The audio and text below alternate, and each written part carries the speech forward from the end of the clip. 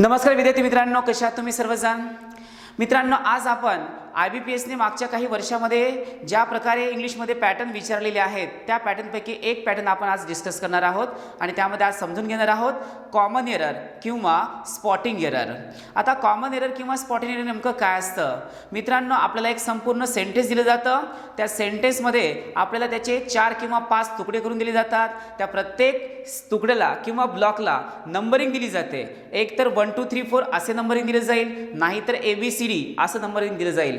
ज्या ब्लॉकमध्ये एरर असते ते आपलं आन्सर असतं. मग आता हे संपूर्ण आपल्याला आन्सर शोधून काढण्यासाठी काय करावं लागेल? आपल्याला आर्टिकल्स माहिती असायला पाहिजे, आपल्याला टेन्स माहिती असायला पाहिजे, आपल्याला संपूर्ण पार्ट्स ऑफ स्पीच माहिती असायला पाहिजे.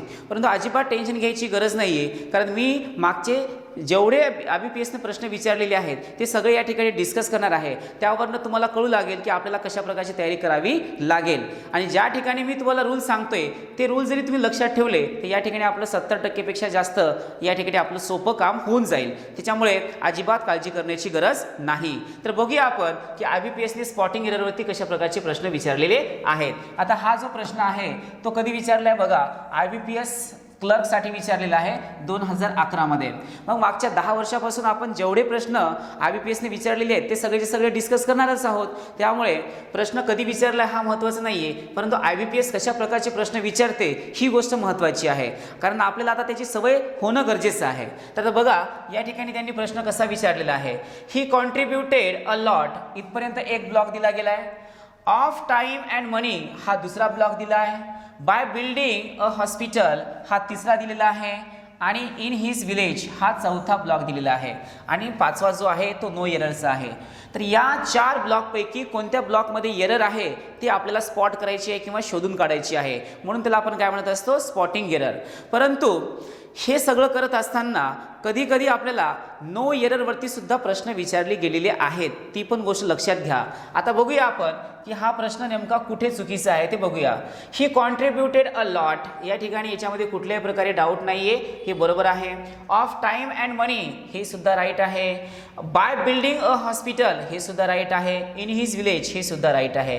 त्यामुळे इथे 4 पैकी कोणत्याही ब्लॉकमध्ये एरर नाहीये, म्हणून आपलं उत्तर काय असायला पाहिजे? तर 5 हे आपलं उत्तर असायला पाहिजे. अशा प्रकारचे प्रश्न आपल्याला IBPS विचारते. यानंतर बघा आता दुसरं, all our zonal office have received instructions to process loan applications within 30 days. आता यामध्ये आपल्याला 4 किंवा जे 5 ब्लॉक दिले गेलेले आहेत त्यामध्ये कोणत्या ब्लॉकमध्ये एरर आहे ते शोधून काढायची आहे. तर मित्रांनो बघा, हा जो प्रश्न आहे हा प्रश्न कोणत्या टॉपिकवरती विचारलेला आहे? तर हा विचारलेला आहे नाऊन अँड नंबरवरती, म्हणजे एक वचन अनेक वचनवरती विचारलेला आहे. इथं ऑफिसच्या ठिकाणी ऑफिसेस पाहिजे होतं, कारण इथं हॅवचा वापर केलेला आहे. तेव्हा कुठं हे सेंटेन्स मिनिंगफुल बनेल? तर ऑफिसच्या ठिकाणी काय पाहिजे होतं? ऑफिसेस. तर ऑफिसेस हॅव या ठिकाणी हे मिनिंग बनेल. म्हणून या ठिकाणी आपलं उत्तर कोणतं असायला पाहिजे? तर नंबर 1 हे याचं उत्तर असायला पाहिजे. Got it everyone? चला आता समोरचा प्रश्न बघूया आपण की कसा विचारलेला आहे. Years of failure has stopped him of his confidence. आता बघा इथे छोटंसं सेंटेन्स दिलेलं आहे. त्या छोट्याशा सेंटेन्समध्ये आपल्याला विचारलेलं आहे की कुठे एरर आहे. तर पहिले बघा, इयर्स ऑफ राईट आहे, फेल्युअर हॅज राईट आहे, सॅप्ड हिम राईट आहे, ऑफ हिज कॉन्फिडन्स हे पण राईट आहे. याचा अर्थ या ठिकाणी आपलं उत्तर कोणतं असलं पाहिजे? नो एरर हे आपलं उत्तर असायला पाहिजे. यानंतर बघा next question, We are already returned to the IT department last week seeking permission to set up our own website. आता बघा एवढं मोठं सेंटेन्स दिलेलं आहे. आता एवढ्या मोठ्या सेंटेन्समध्ये आपल्याला एरर शोधून काढायची आहे. तर अजिबात काळजी करू नका मित्रांनो, आपल्याला काही रूल्स माहिती असणं गरजेचं आहे, कारण त्याच रूल्सवरती परत प्रश्न विचारले गेलेले आहेत. तर हा जो प्रश्न आहे तो कोणत्या टॉपिकवरती विचारलेला आहे? तर हा विचारला गेलेला आहे आपल्याला टेन्सवरती. आता लक्षात घ्या, टेन्सवरती प्रश्न विचारला म्हटल्यानंतर आपले संपूर्ण टेन्सचा कन्सेप्ट क्लिअर असणं गरजेचं आहे. या ठिकाणी आर दिलेला आहे. आरच्या ठिकाणी काय असायला पाहिजे होतं? हॅव असायला पाहिजे होतं, कारण वीच्या नंतर आपण हॅवचा वापर करतो आणि त्याच्यानंतर जे आहे V3 वापरलं गेलं, कारण राईट, रोट अँड रिटर्न, कारण आपण हॅव आणि हॅजच्या नंतर V3चा वापर करत असतो. आता पॅसिव्हमध्ये सुद्धा आपण एम इज आरच्या नंतर V3चा वापर करतो आणि आपण परफेक्ट टेन्समध्ये सुद्धा हॅव आणि हॅजच्या नंतर व्ही3चा वापर करतो. मग या ठिकाणी हॅवच काय यायला पाहिजे बरं, आर का येता कामा नये. परंतु इथं आपल्याला एक वर्ड दिलेला आहे ऑलरेडी. कोणता वर्ड दिलेला आहे, ऑलरेडी. या ऑलरेडीवरनं आपल्याला कळेल की ऑलरेडी जे आहे ते प्रेझेंट परफेक्ट टेन्समध्ये नेहमी वापरलं जातं आणि म्हणून या ठिकाणी प्रेझेंट परफेक्ट टेन्सचाच वापर होणं गरजेचं आहे. म्हणून आरच्या ठिकाणी काय असायला पाहिजे, हॅव असायला पाहिजे. मग आपला आन्सर कोणता असला पाहिजे सांगा, तर नंबर 1 हे आपला आन्सर असायला पाहिजे. समजले तुम्हाला.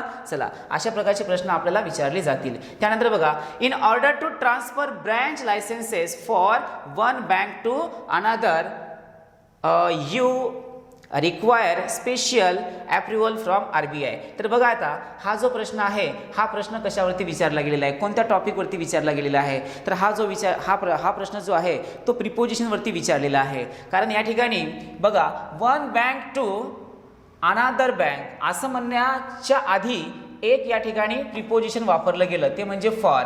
तर या फॉरच्या ठिकाणी फ्रॉम असायला पाहिजे होतं. आता वाचून बघा, फ्रॉम वन बँक टू अनादर असं यायला पाहिजे. फॉर वन बँक टू अनादर असं नाहीये, तर फ्रॉम वन बँक टू अनादर. तेव्हा कुठे हे सेंटेन्स मिनिंगफुल बनेल. म्हणजेच आपला आन्सर कशामध्ये असायला पाहिजे, तर आपला आन्सर असायला पाहिजे टू. समजले सर्वांना. तर अशा प्रकारच्या प्रश्नाची सवय आपल्याला करून घेणं गरजेचं आहे. After a fire destroyed the land records of many villages, the government has started maintaining scan copy of land records. तर बघा, हा जो प्रश्न आहे हा कशावरती विचारला गेला आहे, तो हा टेन्सवरती विचारला गेलेला आहे. इथं स्कॅन आहे, तर या स्कॅनच्या ठिकाणी स्कॅन्ड पाहिजे होतं, म्हणजे याला ईडी लागला पाहिजे होता. असं का बरं, कारण संपूर्ण सेंटेन्स जे आहे ते सिंपल पास्टमध्ये आहे. इथं डिस्ट्रॉईड म्हटलेलं आहे, इथं स्टार्टेड म्हटलेलं आहे, तर इथं स्कॅन असायला पाहिजे. इथे पण ईडी लागायला पाहिजे होता. त्यामुळं हे सेंटेन्स इथे चुकीचं आहे आणि म्हणून आपलं उत्तर काय असायला पाहिजे, तर 4 हे आपलं आन्सर असायला पाहिजे. समजले सर्वांना. चला समोर जाऊया आता आपण.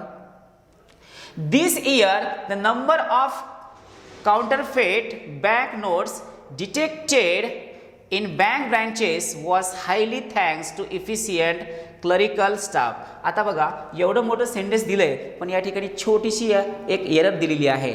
आता हा जो प्रश्न आहे तो कोणत्या टॉपिकवरती विचारला गेलेला आहे, तर हा विचारलेला आहे आपल्याला ॲडजेक्टिव्हवरती किंवा ॲडव्हर्बवरती. तर इथे 2 वर्ड आपल्याला लक्षात ठेवायचे आहेत. एक असतं हाय आणि दुसरं असतं हायली. हाय म्हटलं तर ते कशामध्ये येतं, ॲडजेक्टिव्हमध्ये येतं. आणि हायली म्हटलं ते कशामध्ये येतं, ॲडव्हर्बमध्ये येत असतं. आणि म्हणून या ठिकाणी हायलीच्या ठिकाणी काय असायला पाहिजे होतं, हाय असायला पाहिजे होतं. त्यामुळे आपला आन्सर कोणता असायला पाहिजे, नंबर 3 हे आपला आन्सर असायला पाहिजे. समजले सर्वांना. चला समोर जाऊया आता आपण. India has the 3rd larger number of internet users in the world today. आता यामध्ये आपल्याला कुठे एरर पाहायला मिळते, तर हा जो क्वेश्चन आहे हा क्वेश्चन आपल्याला विचारला गेलेला आहे डिग्रीवरती. तर डिग्रीमध्ये पॉझिटिव्ह डिग्री, कंपेरेटिव्ह डिग्री आणि सुपरलेटिव्ह डिग्री असतात. तर मित्रांनो या ठिकाणी लक्षात घ्या, द असं म्हटलं आणि थर्ड म्हटलेलं आहे आणि थर्डच्या नंतर लार्जर म्हटलं, तर या ठिकाणी आपल्याला लार्जेस्ट पाहिजे होतं. लार्जेस्टच्या ठिकाणी काय असायला पाहिजे होतं, लार्जेस्ट म्हणजे सुपरलेटिव्ह डिग्री या ठिकाणी असायला पाहिजे होती. म्हणून या ठिकाणी आपलं उत्तर कोणतं असायला पाहिजे, तर उत्तर आपलं पाहिजे ऑप्शन नंबर 2. समजले. चला यानंतर बघूया आता आपण. To be effective it is very important for employees to know how various departments in organisation functions. आता बघा या ठिकाणी आपल्याला हा प्रश्न कोणत्या टॉपिकवरती विचारला गेलेला आहे, तर मित्रांनो हा या ठिकाणी आपल्याला विचारलेला आहे आर्टिकल्सवरती. आणि आर्टिकल्समध्ये डेफिनेट आर्टिकलवरती विचारलेला आहे. इथे फक्त आपण इन ऑर्गनायझेशन असं म्हणू शकत नाही, इन द ऑर्गनायझेशन असं पाहिजे होतं. तेव्हा हे सेंटेन्स बरोबर झालं असतं, तेव्हा ते मिनिंगफुल बनलं असतं. परंतु या ठिकाणी दचा वापर केला नसल्यामुळे ते सेंटेन्स इनकम्प्लीट आहे. त्याच्यामुळे आपला आन्सर कोणता असायला पाहिजे, तर 4 हे आपला आन्सर असायला पाहिजे. यानंतर बघा, When I graduated, I was the only one in my class who went to abroad to study.